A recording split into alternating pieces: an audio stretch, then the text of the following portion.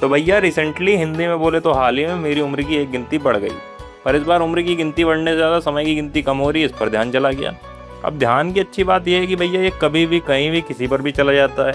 देखिए कभी पूरी सफ़ेद चादर पे पड़े एक छोटे से काले निशान पर चला जाता है, और कभी अंधेरे की काली चादर ओढ़े बड़े से आसमान में एक छोटे से टुकड़े चांद पर चला जाता है। खैर इस बार खुशियों से ज़्यादा सवाल थे, तो हमने भी भैया कलयुग के गुरु वशिष्ठ बोले तो जमीनाई से उत्तर मांग लिया।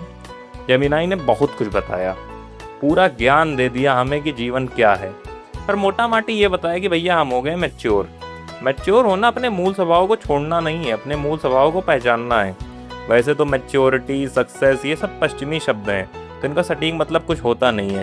तो क्या है ना भैया, वेस्ट में कुछ भी प्रिसाइज नहीं है। अब आप ट्रम्प के मूड को ही देख लीजिए। फिर भी मैच्योर होना मेरी समझ में पेड़ होना है, और ये मैच्योर होना पौधा होना। हर पेड़ कभी ना कभी पौधा हुआ करता था। पौधा अपनी मर्जी से लहरा सकता है, उसको हक है बड़े होने का, बड़े सपने देखने का। कम ही सही मगर कुछ डालियां और पत्तियां हैं उसके साथ, जो हमेशा साथ रहने का वादा करती हैं, और कोशिश भी। वहीं पेड़ का तो भैया ऐसा है कि उसके पास डाली है मगर पत्तियों को संभालने के लिए पत्तियां हैं जो कभी भी साथ छोड़ देती हैं।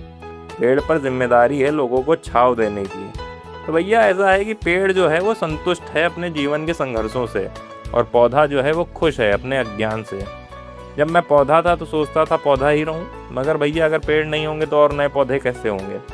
तो अंततः सत्य यह है कि हर पौधा पौधा ही रहना चाहता है, मगर भैया गमले में जीवन नहीं है, सुख है।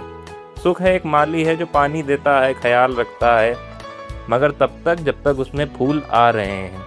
जिस दिन फूल आने बंद होंगे वो अपनी ही मिट्टी में मिला दिया जाएगा। तो भैया जाने अनजाने समाज और वक्त कब कोई पौधा पेड़ हो जाए पता नहीं चलता, कम से कम हमें नहीं चला। फिर भी पेड़ होने के नाते मैं ये कहूँगा कि अपने भीतर एक पौधा जीवित रखें। वो अंग्रेजी में कहते हैं ना, इग्नोरेंस इज ब्लिस। ज़रूरी है भाई।